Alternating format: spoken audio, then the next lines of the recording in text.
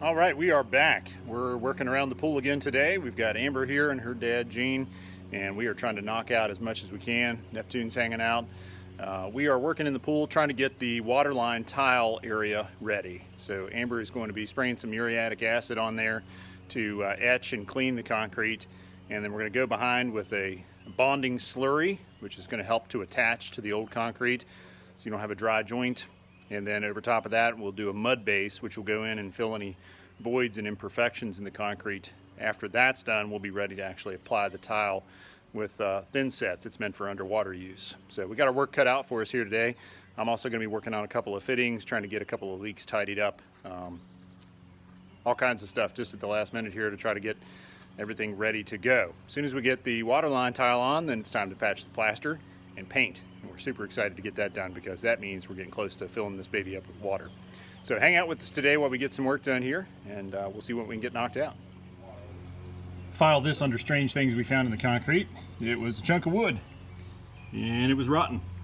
I don't know if a piece fell out of a tree or something when they were down here working, and it just got mixed into the concrete when they were pouring the top here, but thankfully I discovered it. That would have been a potential weak spot for our tile later on. It was just a chunk, so it didn't go through and through, but it was deep enough in there and it was rotting.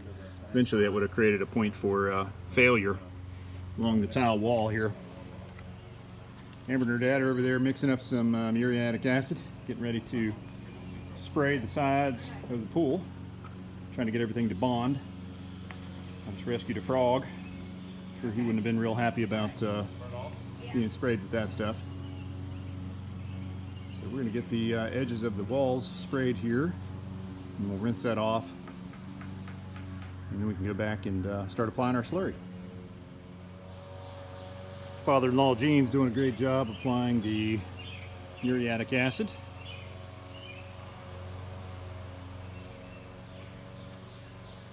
That stuff does a great job etching the concrete and providing a great attachment for the slurry that is to come. We're getting ready to mix up the slurry.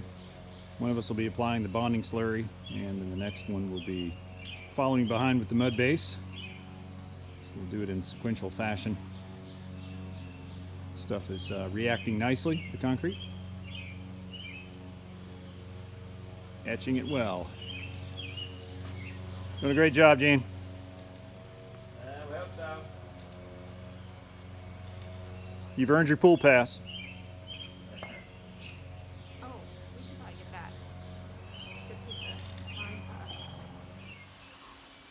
So Gene just finished spraying all the muriatic acid on. He put 2 coats on there, so we got a good etch. And now Amber is going behind and rinsing everything off. She's going to go ahead and wash down the whole pool. Any little bits of debris, sand, gravel, dust and dirt, anything that you can get out of there, she's blasting off with the high pressure hose there. That way we don't get any sort of debris or nastiness in the slurry or the mud base that could affect the bonding. How's it going, hon? Great. That's kind of the stock answer. Hey. You ask people down here how's it going, and everybody says great. What'd you say? I said that's kind of the stock answer. You ask people how it's going down here, and everybody says great. No, there's just something about having water in the pool that gets me excited. Well, I know. We're not swimming in it yet. I wouldn't swim in that water. No. Might be a little hard on the skin. You would need a loofah. Might have to regrow the epidermis. All right, while she's doing this, Gene and I are going to get into our concrete supplies and cook up the bonding slurry and the mud base. Get ready to get that stuff mixed up. We can start applying that next. All right, so the Woodmere pool crew is hard at work here. We've been mixing up slurry, which is what Amber's working on, the bonding slurry. And it's got white Portland cement and some bonding glue and water. And it's kind of like a molasses consistency, which is good for working into all the little cracks and crevices. And then Jean's following up here with the actual mud base, which is a little thicker, more similar to mortar, like you would set bricks with. And then as he moves along, then we'll come behind with a sponge float and get that nice and slick and smooth. And then we got to let that set for at least 24 hours before we can start setting any tile. But that's going to give us a nice flat surface for applying the tile, and it'll give us something good to bond the tile to, and any little imperfections in the concrete will get filled in with this. Make sure there's no voids behind the tile, which would hurt the adherence, as well as leave opportunity for water to get in later on and start breaking down the concrete and cause the tile to fall off. And we don't want to do this again anytime soon, right, babe? No. One and done. Next time, hopefully somebody else will do it. Yeah. All right, carry on, guys. So we're making excellent progress. We've made our way down the long side of the pool here. We got the slurry applied, and then Jean and I tag teamed the mud base. Got that applied, and then Amber came along and used the sponge float and floated it all nice and smooth. So it's looking really good, smooth, even, stippled nicely for good adhesion for our thin set. So we've worked our way into a corner here and getting ready to make our way around the deep end. Just made a fresh bucket of mud base and fresh bucket of slurry, so we're in good shape. All right, so we are making some great progress down here in the pool. We got the entire long wall of the pool in the front there done. Jean is just finishing up on the diving board end. Amber's already working her way up the other long wall with the slurry. So we're making good progress. I've been mixing mortar and washing down the pool and running back and forth, and then going back and sponge floating and all that good stuff. So we've been working as a really good team here. Let's show you what all we got accomplished here so far. All right, so this is what it looked like beforehand. You can see there's just a hodgepodge of different substrates here. You've got concrete with the aggregate showing. You've got cement patch. You've got the old thin set that they used to set the previous tile. So just a lot of irregular surface. And then some of these areas you can see where the cement has washed out around the aggregate. So there's actually little pits and crevices in there that would not have done well as a substrate for our new tile. So all along through here, we're applying that slurry to help it bond, and then the mud coat or scratch coat, that mud base is going over top of it. And this is what it looks like afterward. So you can see it's all nice and smooth, no pits, cracks, irregularities, and it has a nice texture to it, nice stippling. That's going to really grip that thin set when we put down the new tile. So that's going to look fantastic. So I better get back to the sponge float here and start floating across the deep end there. Gene's worked his way to the corner there, and Amber's heading up this way, so I better get back to work. So Chris actually is doing some work today, aren't you, babe? See I'm working? I said you are actually doing some work. I am. Mixing up your slurry. I know. Just the way you like it. I'm ready. Did you say slurry or McFlurry? Sorry, no ice cream here. I know. I'd love to have some ice cream. This stuff might clog up your pipe. A little bit.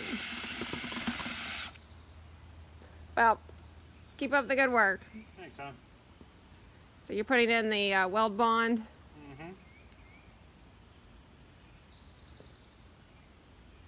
It just helps it adhere better. Is that right?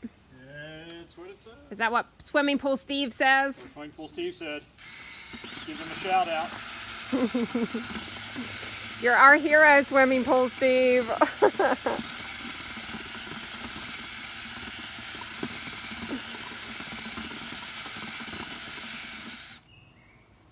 All right, so we are done with the waterline tile area. Between Amber and my father-in-law Gene and myself, we were able to go across the entire space and cover it all with a bonding slurry And then we came back around and put down a mud base. And then we followed that up with a sponge float. The sponge float just kind of smoothed everything off and left us kind of a nice stippled texture. If I zoom in here close, you can actually see the stippling. It's real fine, but it'll be great for grabbing that thin set, and that'll help keep our tile stable. This side you can see is already drying. We used a white cement in our mud base, so it's going to dry pretty white.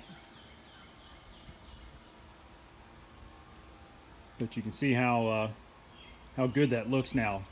You remember when we first looked at it, there was a whole bunch of little imperfections in the surface, and there was a lot of pock marks and areas where the cement had washed out around the aggregate in the concrete beam on top of the pool, and the areas where I had to patch before they could come and put the new coping on, where we had poured some patches.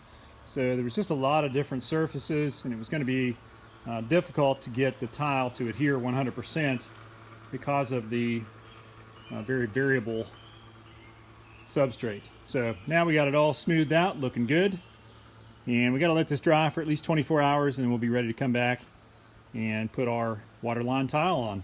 We got some special thin set mortar that's meant for use underwater, and that stuff is going to hold our waterline tile nice and tight. Can't wait to get that stuff on there. Once we get the waterline tile on, then we're going to have to go around 360 degrees around the pool and patch in between the waterline tile and the plaster.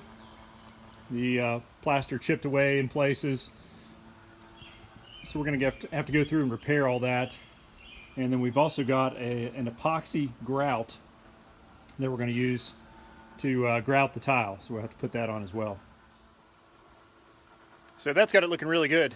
Connie and Jean had to take off back to Preston County, and so Amber and the boys are up at the house getting ready to get them packed up and head out. I'm going to head up there myself. I'm going to head back after that, and we're going to go ahead and finish up some of these fittings. I got that easy inlet that I got to repair, and then a couple more to disassemble. I had to order parts for those, but then we should be in great shape with all of our plumbing.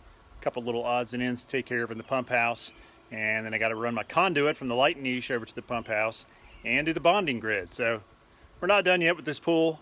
You know, a total rehab for DIY takes a while. We've had really no help except for family on this project, and the masons who came and set the new limestone coping for us. So other than that, it's been us.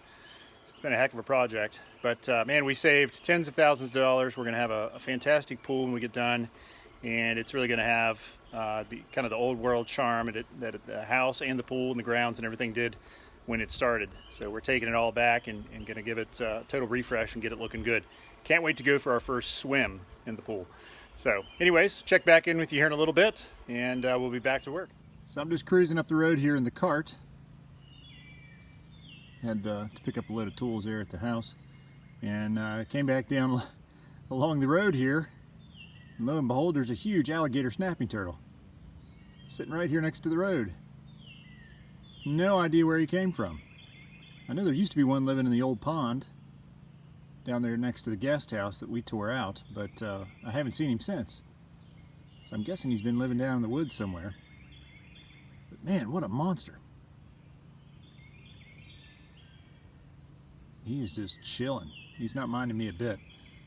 I'm not gonna get any closer. Those things have some powerful jaws, known to take fingers off. So yeah, I think I'm just gonna leave him right there. But man, look at the size of that thing. That is an old snapping turtle. Man, he's been around for a while. Wish the kids were here. They would freak out. All right, so the walls of the pool are looking fantastic. You can see how nice and white and pretty that waterline tile area is now.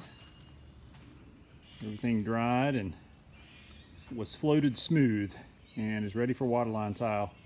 Looks so much better. So we're real happy with the way that mud base turned out. That's going to give us, I think, really good adherence for the thin set for the waterline tile, and filled any voids in the concrete that could have caused issues later on with water getting in behind the tile and popping the tile loose.